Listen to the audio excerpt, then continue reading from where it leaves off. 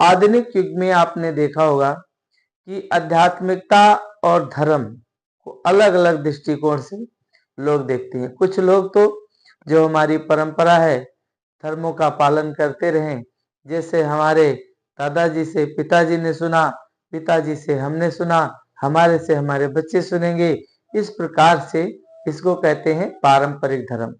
और जबकि क्या है, कुछ नए उम्र के लोग आध्यात्मिकता को जो है अलग तरह से देखते हैं और अलग प्रकार से उसको जब देखते हैं तो दोनों की फायदे और वही सीमाएं क्या हैं और इनके बीच में थोड़ा सा अंतर हो जाता है समझने का और जो है करने का क्या होता है, उसी के बारे में हम बताएंगे। न्यू उम्र के जो लोग हैं, ये व्यक्तिगत ओर से लचीला एक दृष्टिकोण है जिसमें व्यक्ति अपनी आध्यात्मिक यात्रा को स्वयं निर्धारित करता है। अपने जो साथ में रहने वाले दोस्त हैं, दोस्त तो उनको नहीं कह सकते आज कि बच्चों के जो दोस्त बन रहे हैं ये बहुत ही भयानक दुश्मन है एक तरह के। कोई भी दोस्त नहीं बन रहे हैं क्योंकि दोस्त का काम होता है कि बुरे कर्मों से बचाना और अच्छे रास्ते पर लाना। पर आज की जो युवा पीढ़ी है, इनको जो दोस्त मिलते हैं वो बुरे मार्ग पे लगा रहे हैं, इसलिए इनसे सावधान रहने की बहुत जरूरत है। और इसी तरह से अगर हम अपनी परंपरा की तरफ ध्यान देंगे, हम अपने माता पिता दादा परदादा के बताए हुए रास्ते पर चलेंगे, हमारे जो गुरुजन हैं ऋषिजन हैं, अगर उनके द्वारा बताए हुए ध्यान योग ऊर्जा उपचार और ज्योतिषी जैसी पद्धतियां हम अपनाएंगे तो हमारा उत्थान होगा। पारंपरिक धर्म क्या है? ये एक संगठित और संरचित प्रणाली होती है, हम जिसमें ईश्वर और धार्मिक ग्रंथ के सहारे अपनी परंपरा को, अपनी नैतिकता को जो है समझते हैं। और इसमें कुछ ऐसे नियम होते हैं, हिंदू धर्म में, इस्लाम धर्म में, ईसाई धर्म में, बुद्ध धर्म में, इसके अलग अलग जो है उदाहरण होते हैं। ईश्वर की दिव्यता की धारणा हर धर्म में होती है। क्या है? ईश्वर की दिव्यता की धारणा।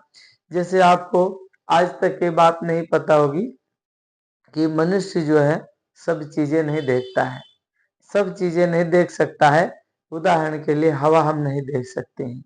हम जो है ये दुनिया सांसारिक चीजों को खाली 27% देखते हैं। तो इससे जो है थोड़ा सा हम ऐसे जानकारी आप लोगों को ये बात बता करके दे दिए कि 27% ही हम जो है ये जानकारी हमारे को जो दिखाई देती है दुनिया में, ऐसी चीजें होती है उनको हम देखते हैं। तो ईश्वर और पारंपरिक रूप से देखने के बजाय अगर हम ब्रह्मांड ऊर्जा, आंतरिक आत्मा, सार्वभौमिक चेतना के रूप में माना जाता है और इसमें जो है पंथों की तुलना व्यक्तिगत अनुभूति को अधिक महत्व दिया जाता है। पारंपरिक धर्म क्या है कि ईश्वर या परमात्मा की सत्ता एक विशिष्ट रूप से पूजा जाता है। जैसे क्या है कि सृष्टि बनी है, इतनी बड़ी सृष्टि जो है बनी है, नदियां समुद्र पेड़ पौधे सब हैं।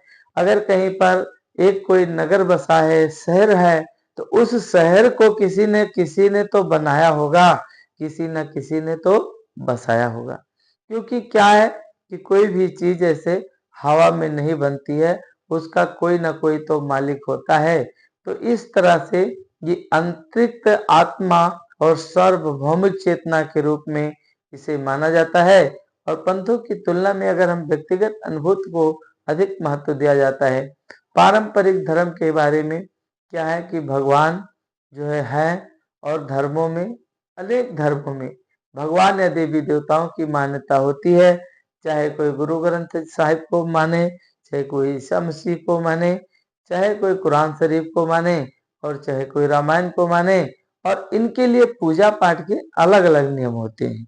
पर क्या है कि परमात्मा एक ही है और नियम और परंपरा अलग अलग होती है। और नए युग के जो लोग हैं, इसमें से कोई निश्चित नियम या परंपरा इनकी नहीं होती है, ये किधर भी जो है विचलित हो जाते हैं।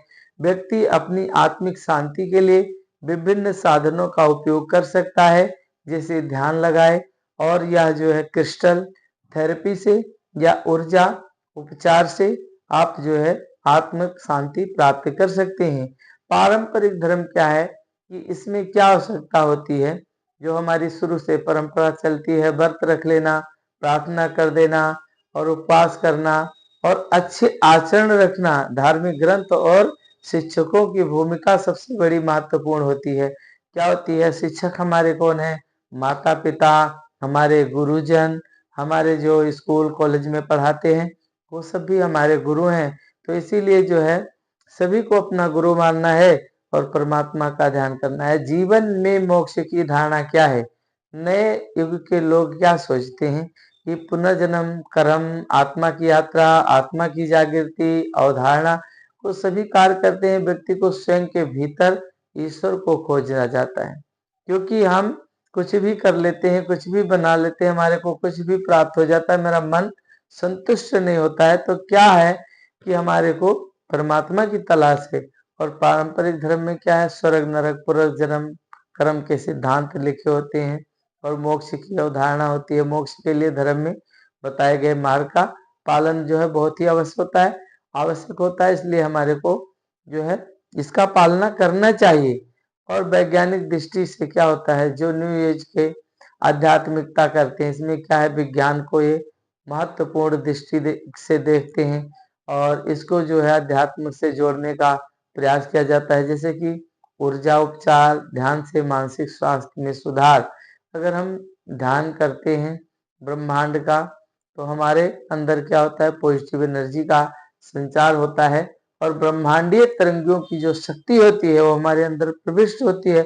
जब हमारे अंदर ऐसी ब्रह्मांडीय तरंगों की शक्ति प्रविष्ट होगी तो हमारा कल्याण होगा और हम जो है सब पर विजय प्राप्त कर सकते हैं। और ये अक्सर प्राचीन ग्रंथों में दिव्य शिक्षाओं पर आधारित होता है। हम अगर कोई भी क्रिया प्रक्रिया करते हैं तो हमारे को गुरु का ज्ञान होना चाहिए, हमारे सिर पर गुरु का हाथ होना चाहिए, हमारे ऊपर भगवान का हाथ होना चाहिए।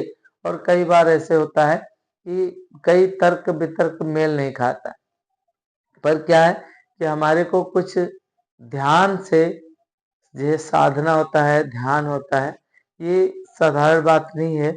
ये सभी जो है, जैसे आप लोग सुनेंगे, आप लोगों को पूरी बात समझ में नहीं आ सकती है, क्योंकि जब कुछ बेसिक उपासना और कुछ धार्मिक अनुष्ठान करेंगे, आप जैसे घर में अपने पूजन करेंगे, कराएंगे, अनुष्ठान करेंगे, घर में रामायण जी का अखंड पाठ कराएंगे, गुरु संतों की सेवा करेंगे, माता पिता की सेवा करेंगे और इन लोगों का जो वचन है वो मानेंगे, तब जो है आपका ध्यान लगेगा और आपको अध्यात्म की प्राप्ति होगी।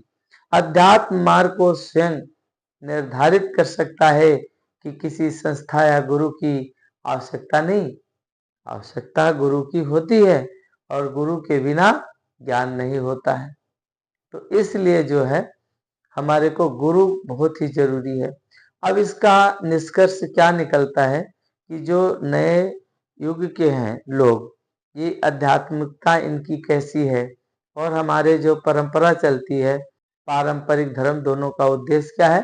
शांति प्राप्त हो हमारे को, लेकिन उनके रास्ते अलग अलग हैं। जहाँ धर्म सामूहिक और आस्था परंपराओं पर आधारित होता है, वहाँ नए एज के जो है आध्यात्मिकता के व्यक्ति की स्वतंत्रता और आंतरिक अनुभव पर जोर देते हैं।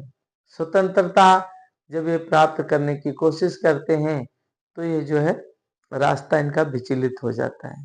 इसलिए क्या है कि हमारे को सबसे मूल मंत्र क्या है? बड़ों के आज्ञा का पालन करना। जैसे हमारे परंपरा चलती है उसमें रहना, अगर हम उसमें रहते हैं हमारा कल्याण होता है। तो इस प्रकार से हमने आपको थोड़ी सी जानकारी जो प्राप्त थी उसे हम आप लोगों के साथ में साझा किए हैं, बताए हैं। तो अगर किसी प्रकार की आपको जानकारी चाहिए तो आप हमारे से पूछ सकते हैं। पूरा वीडियो देखने के लिए आप लोगों का बहुत बहुत धन्यवाद। जय श्री राम।